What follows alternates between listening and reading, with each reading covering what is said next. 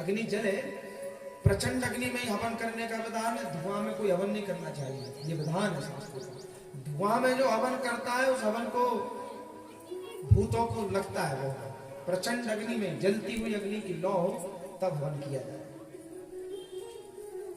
तो उन्होंने आहुति छोड़ी, मार्कंडेय मुनि ने, मार्कंडेय मुनि ने आहुति छोड़ी। तो आहुति के छोड़ते ही उन्होंने क्या देखा कि मेरा जन्म हुआ और मेरा फिर मरण हो गया, मैं चला गया इस धराधाम को छोड़कर, फिर से मेरा जन्म हो गया। जबकि मार्कंडेय मुनि अजर अमर है, मार्कंडेय मुनि अमर है, जिनको अमृत प्राप्त है और 7 कल्प की आयु आज भी भोग रहे हैं, नर्मदा जी की रोज एक प्रदक्षिणा करते हैं। लेकिन मार्कंडेय मुनि ने आहुति छोड़ी। आहुति छोड़ते ही उन्होंने क्या देखा महाराज जी की प्रलय हो गया, प्रलय हो गया, हाथी की सूंड के समान जलधाराएं बरसने लगी, प्रलय कालीन संवर्तक मेघ बरसने लगे। और जब मेघ बरसने लगे तो मेघ के बरसते बरसते उन्होंने क्या देखा कि जल में तैर रहे हैं, जिस जल का कोई थाम नहीं, जिस जल में केवल एक बेही दिखाई पड़ रहे हैं।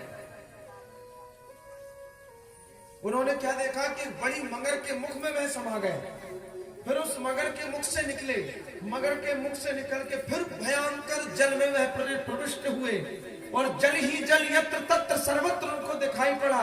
तब उन्होंने क्या देखा कि एक छोटा सा बालक एक बट के पत्र पर लेटा हुआ, एक बटस्य पत्रस्य सुप्ते शयानम बालम मुकुंदम मनसा स्मरामि। बट के पत्र पर एक छोटा सा बालक लेटा हुआ, उस बालक के मुख में चले गए। तो सोचने लगे मार्कंडेय मुनि, करे मैं कहां गया, न जाने मैं कहां जा। तो उस बालक के पेट के अंदर उन्होंने क्या देखा, बालक के पेट में अंदर भी अनंत ब्रह्मांड के दर्शन किए और अनंत ब्रह्मांड के दर्शन किए। फिर उनका जन्म हुआ, फिर प्रलय हुआ, फिर जन्म हुआ, फिर प्रलय हुआ, फिर जन्म, फिर प्रलय, कईयों बार प्रलय जन्म प्रलय जन्म। मार्कंडेय मुनि सोचे, राम राम, कहाँ की माया में हम उलझ गए, हम तो वहीं जहां भजन कर रहे थे, हवन कर रहे थे, भैया हम तो वहीं जाए। जैसे ही स्मरण किया तो स्मरण करते ही अपनी कुटिया में फिर आ गए, अपनी कुटिया में फिर आ गए। कितनी देर में माया दिखलाई, बोले जितनी देर में वो हवन साकल्य उस प्रचंड अग्नि में जल नहीं पाई, इतनी देर में भगवान ने उनको कई कल्पों की माया दिखलाई।